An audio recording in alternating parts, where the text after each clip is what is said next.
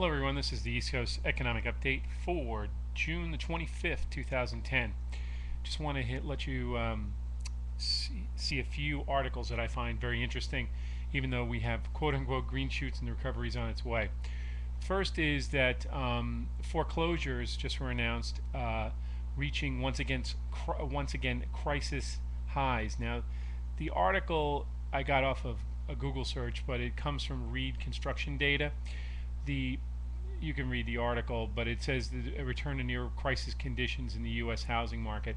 The reason for this near crisis condition is because so many banks, after they got their TARP money and the $24.3 trillion from the Federal Reserve, held on and did not foreclose. In fact, apparently there's a federal law that says you can wait up to 6 years before you can foreclose on somebody's home.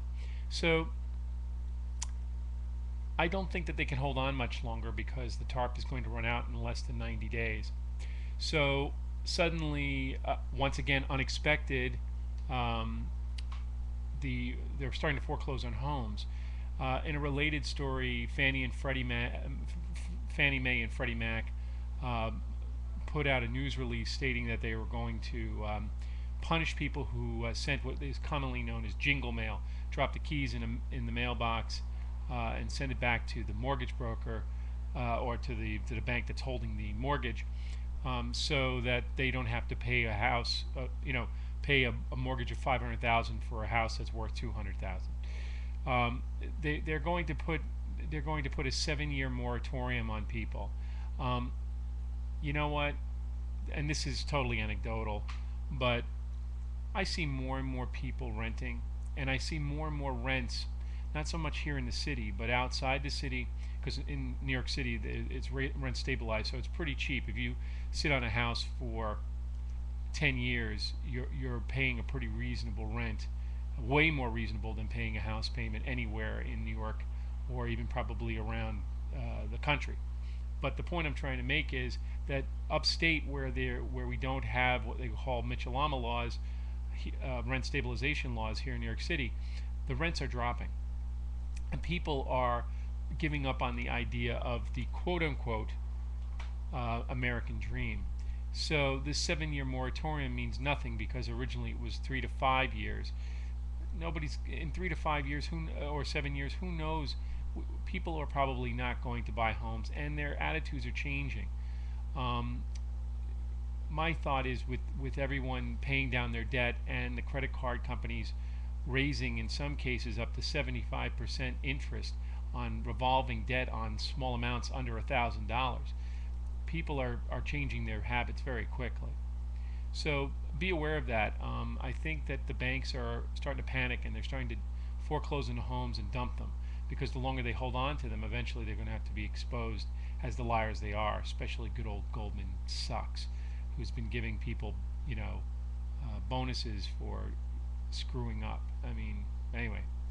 The next article, which I find very interesting, is that from BigThink, also I got most of these on Google because I have like a pre-search system, that they're going to limit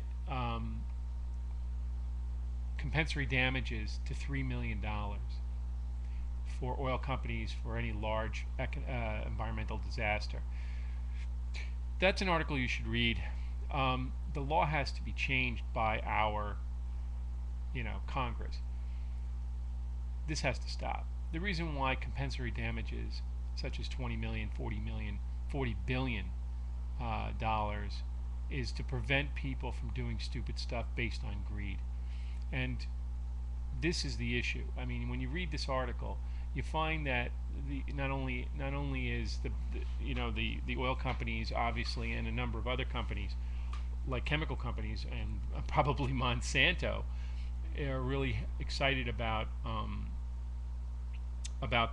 the possibility of limiting damages to what would be considered pocket change in their grand scheme of things.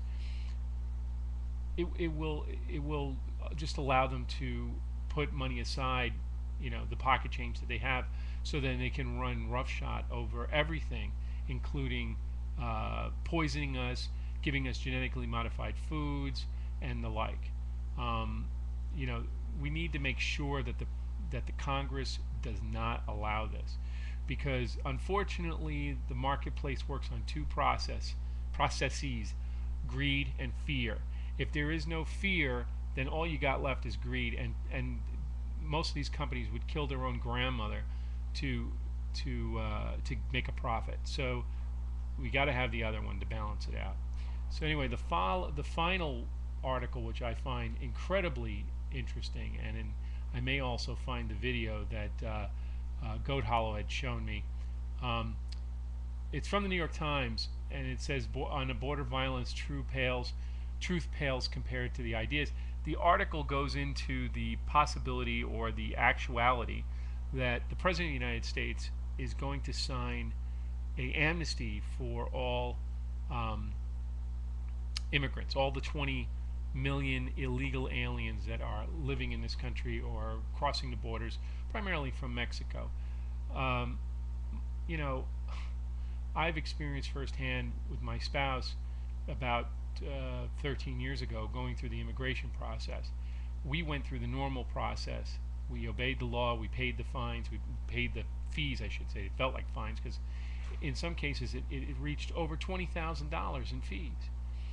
And after all that, and I told my wife about this article, and she's been a resident, quote unquote, resident alien for almost 15 years of our marriage. And she said, "Well, wait a minute. I had to take blood tests. You know, they practically anally probed her to be given the joy of being in America." And I'm being facetious on point or on purpose, because now you got these guys crossing the borders in Arizona in paramilitary uniforms with semi-automatic weapons, scaring the hell out of Homeland Security. But yet we're, me, you, and anybody else who's watching this video, are considered quote-unquote domestic terrorists. So, you know, why can't they just say, fine, we're going to give you an amnesty, but you're going to have to jump through the hoops just like everybody else? That I could live with. But no, they're so afraid of these people. And you could go into this whole question of the North American Union allowing no borders between Canada and Mexico and ourselves.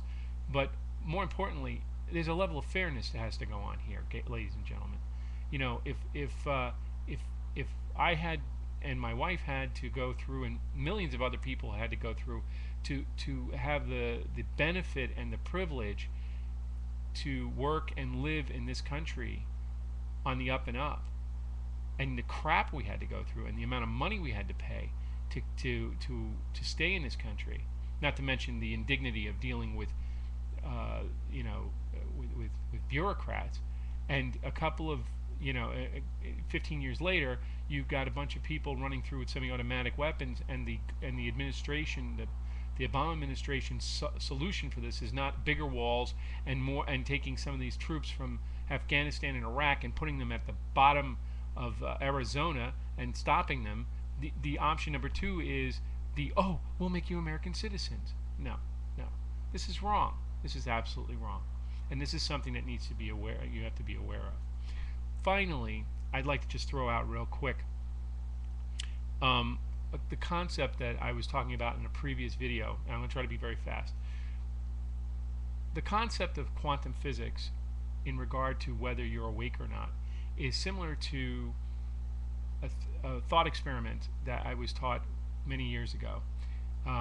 The point of it was this: if you they stick a cat in a black box, and they said every 30 seconds there's a 50-50 chance that a poison gas will be shot into the box. So after 30 seconds, you stop the device, and you ask the question before you open the box: is the cat dead or alive? The answer is yes, both. It's based on the observer. Why am I telling you this story? Because many of us have lived our lives assuming that everything was fine until an event changed our perspective. This is something that I've had to deal with people who are not waking up in regard to the economic situation, our sovereignty, and so forth. So I just want to leave you with that thought. Don't blame them for being ignorant. It's just their perspective. All right, guys. Shabbat Shalom.